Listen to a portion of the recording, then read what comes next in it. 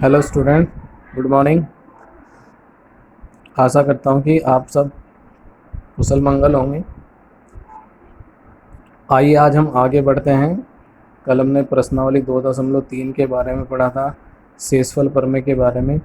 उसी से रिलेटेड आपकी अगली प्रश्नावली 2.4 है। क्या करना है इसमें, गुणनखंड प्रमेय है। गुणनखंड प्रमेय की सहायता से हमें देखना है कि एक छोटा बहुपद बड़े बहुपद का गुणनखंड है या नहीं है। ठीक है, तो इसके लिए हमें क्या करना होता है कि गुणनखंड प्रमेय जो है वो शेषफल प्रमेय पर ही आधारित है। शेषफल प्रमेय में हम क्या करते थे कि जो हमारा छोटा बहुपद होता था उसको हम 0 के बराबर रखते थे। ठीक है, और 0 के बराबर रख के हम x का मान निकाल के वो दिए गए बड़े बहुपद में रखते थे। ठीक है, रखने पर जो हमें मान प्राप्त होता था उसे हम शेषफल बोलते थे।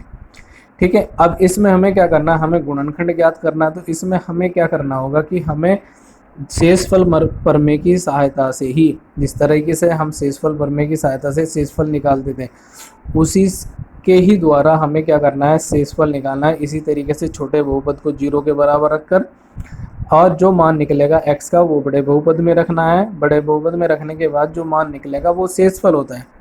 बस हमें ध्यान रखना है कि अगर शेषफल हमारा 0 के बराबर आ गया तो छोटा बहुपद बड़े बहुपद का गुणनखंड होगा, और शेषफल अगर हमारा 0 नहीं आया तो छोटा बहुपद बड़े बहुपद का गुणनखंड नहीं होगा। ठीक है, लिखा हुआ भी है गुणनखंड प्रमेय में शेषफल प्रमेय की सहायता से दिए गए बहुपद का शेषफल ज्ञात करते हैं। यदि शेषफल शून्य आ जाए तो छोटा बहुपद बड़े बहुपद का गुणनखंड होगा, अन्यथा नहीं। ठीक है, इसको बेहतर तरीके से समझने के लिए आइए हम सवाल पर चर्चा करते हैं। ये पहला प्रश्न है, बताइए कि निम्नलिखित बहुपदों में से किस बहुपद का एक गुणनखंड x+1 है। ठीक है, हमें जांच करनी है कि ये x+1 नीचे दिए गए बहुपदों का गुणनखंड है या नहीं है। तो यहाँ पर हम देख सकते हैं जो नीचे दिए गए हैं ये बड़े बहुपद हो गए और ये हमारा क्या हो गया, छोटा बहुपद हो गया। ठीक है, तो हमने इसका पहला पार्ट लिया है, दिया है बड़ा बहुपद हमारा x3 + x² + x+1 है। ठीक है, छोटा बहुपद हमारा हो गया x+1। तो हमने क्या करा, गुणनखंड प्रमेय कह लो या शेषफल प्रमेय कह लो, x+1 जो छोटा बहुपद है इसको हमने किसके बराबर रख दिया, 0 के बराबर। 0 के बराबर रख दिया, इसके बाद हमने x का मान निकाल लिया, कितना आ गया, x बराबर -1। ठीक है, इसी तरह का सवाल हमने कल भी किया था।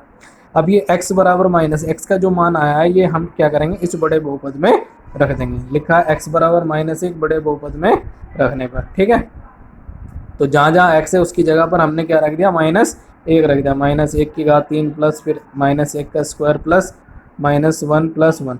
आपको स्टूडेंट एक ध्यान रखना है कि अगर माइनस की घात विषम है, विषम समझते हैं आप, 1 3 5 7 9, ठीक है, तो प्राप्त परिणाम जो होगा वो माइनस में ही प्राप्त होगा। ठीक है, लेकिन अगर माइनस की घात सम आ गई तो प्राप्त परिणाम जो है हमें प्लस में प्राप्त होगा। इस बात का विशेष ध्यान रखना है। तो अब चूंकि ये देखो माइनस की घात 3 है जो कि विषम है तो माइनस में आएगा, और हम जानते हैं कि 1 की घात कितनी हो उसका मान 1 ही होता है। तो ये -1 हो जाएगा, ये +1 हो जाएगा, ये प्लस माइनस माइनस हो जाएगा, और ये +1। यहाँ पर हम देख सकते हैं ये माइनस का 1 प्लस का 1 कैंसिल, ये माइनस का 1 ये प्लस का 1 कैंसिल, कितना बच गया, 0। ठीक है, तो यहाँ पर हम साफ तौर पे देख सकते हैं कि शेषफल जो है किसके बराबर है, 0 के। तो इसलिए x+1 जो है इस वाले बहुपद का क्या हो जाएगा, गुणनखंड हो जाएगा। ठीक है स्टूडेंट, एक सवाल और देखते हैं हम, फोर्थ पार्ट हमने लिया है, वही दिया गया बड़ा बहुपद ये हो गया। ठीक है, छोटा बहुपद ये हो गया। ठीक है, गुणनखंड पर में वही x+1 को 0 के बराबर रखा, x का मान निकाला, x बराबर -1 को इस वाले बहुपद में रख दिया। ठीक है, जहाँ जहाँ पर x है उसकी जगह पर क्या आ जाएगा, -1 आ जाएगा। तरीका वही है, देखो माइनस की घात 3 विषम है, ये -1 रह जाएगा, ये प्लस हो जाएगा, लेकिन बाहर कोष्टक के क्या है, माइनस, प्लस माइनस क्या बन जाएगा, माइनस। यहाँ पर देखो माइनस और माइनस की गुणा क्या बन जाएगी, प्लस, ये जुगा तो। ठीक है, अब क्या करेंगे हम, कोष्टक हटा देंगे, -1 ये भी -1, ये 2 + 2 क्योंकि कोष्टक के बाहर कोई संख्या नहीं है, और चूंकि चिन्ह प्लस का है तो इसलिए अंदर के चिन्ह भी समान ही रहेंगे, और ये प्लस √2। ये देखो माइनस का 1 माइनस के 2 हो जाएगा, फिर +2, 1 √2 और 1 √2 कितने हो जाएंगे, 2 √2। ठीक है, ये माइनस का 2 ये प्लस का 2 कैंसिल हो जाएगा, क्या बच गया, 2 √2।